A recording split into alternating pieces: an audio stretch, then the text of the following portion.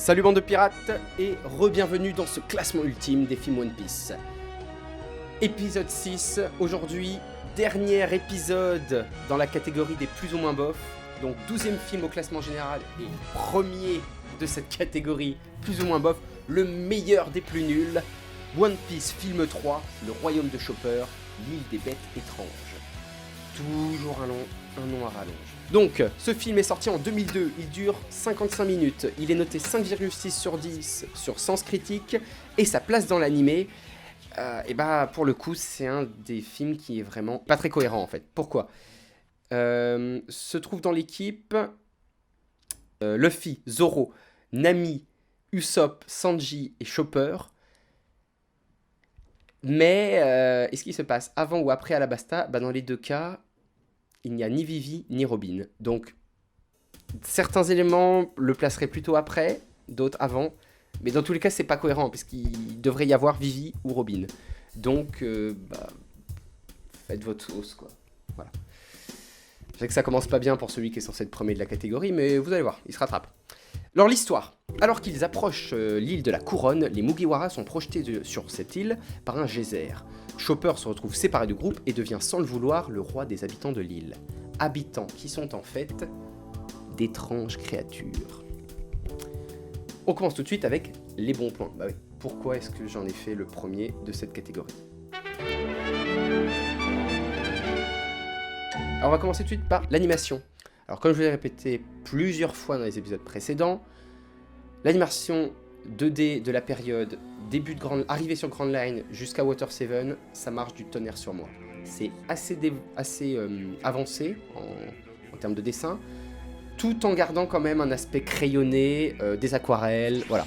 Donc donc ce film est à fond dans cette période, donc ça marche du tonnerre sur moi, quoi. Ensuite, une histoire originale, concentrée sur Chopper. J'ai dit originale, c'est-à-dire pas comme le film 8 qui reprenait, ou 9, voilà, qui reprenait l'arc de Drum.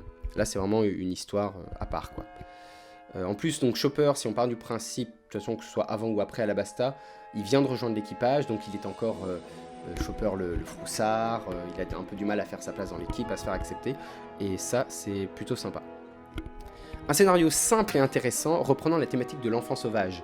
Donc c'est une île peuplée, en fait, cette île de créatures, d'animaux, et il y a un enfant qui vit parmi eux, donc j'ai mis la thématique de l'enfant sauvage, donc Tarzan, Mowgli, ou pour les malchanceux qui auraient vu comme moi à l'école le film L'enfant sauvage.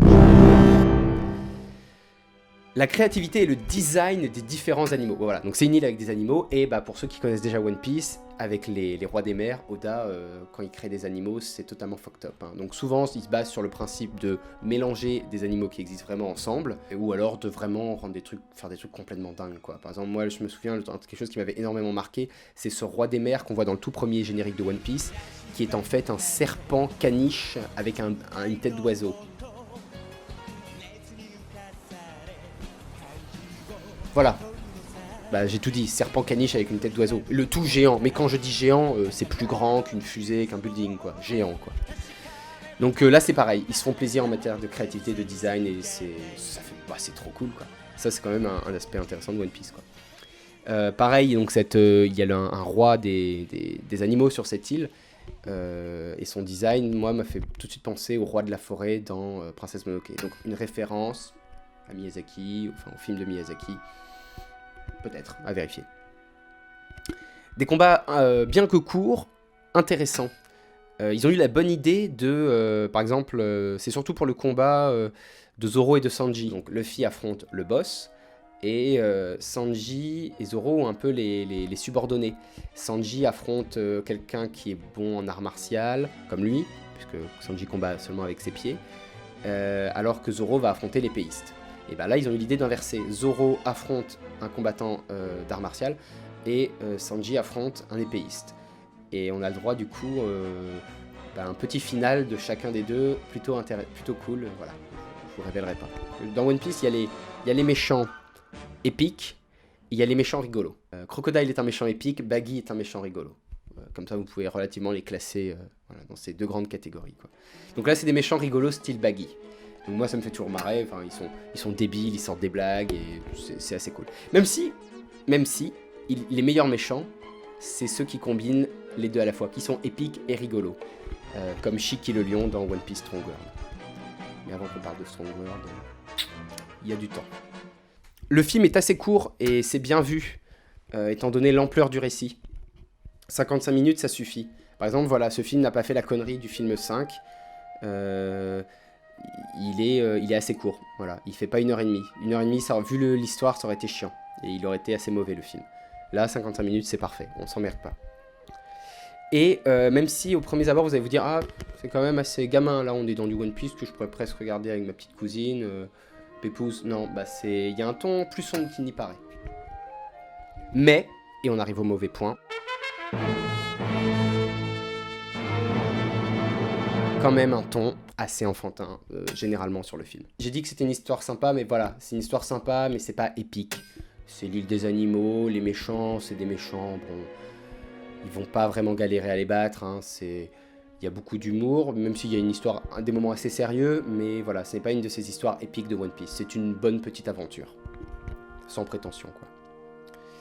Et des méchants rigolos, mais du coup, voilà, qui sont pas dans la catégorie épique, donc bah, on n'a jamais peur pour les héros, on sait, comme j'avais dit plus tôt dans une vidéo, je crois que j'avais dit, on attend le moment où Luffy va se sortir les doigts du cul et leur casser la gueule, quoi.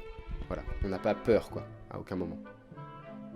Mais au final, une bonne surprise, ce film. Comme quoi, il faut mieux quelque chose de... Comme avec le film précédent, One Piece 3D, il faut mieux un format plus court, mais plus intéressant, où on s'ennuie pas. Et donc, la pépite de Pilou...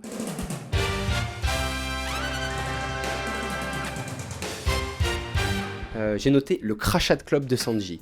C'est un moment dans son combat, Sanji a sa clope dans la bouche, et pour déstabiliser son adversaire, lui crache la cigarette dans les yeux, et le moment est juste super stylé.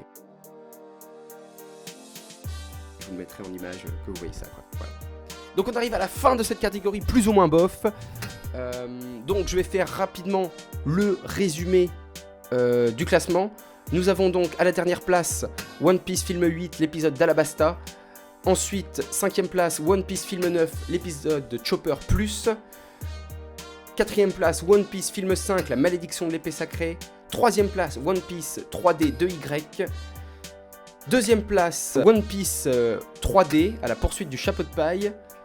Et première place de cette catégorie plus ou moins bof, One Piece film 3, le royaume de Chopper, l'île des bêtes étranges. Donc voilà, c'est la fin de cette catégorie. Donc déjà, si vous n'avez pas vu, allez voir les films, donnez-moi votre avis en commentaire, donnez-moi des conseils sur le format, hein. Alors je vous rappelle quand même que c'est un format assez à la cool, hein. Je tourne en one-shot les épisodes, c'est vraiment histoire de partager, quoi, voilà, de vous faire connaître ces films et de partager mon avis dessus, quoi, sans prétention et sans trop de fioritures, exactement, comme dit Nicolas hors caméra. Donc prochain épisode, on attaque la catégorie des plus ou moins cool, et là ça va commencer à être vraiment vraiment sympa avec des films. Disons que les mauvais points vont être un peu plus légers, voilà. Là on va commencer, de toute façon, plus on va avancer, plus il y aura seulement des bons points. Allez, ciao, au prochain épisode.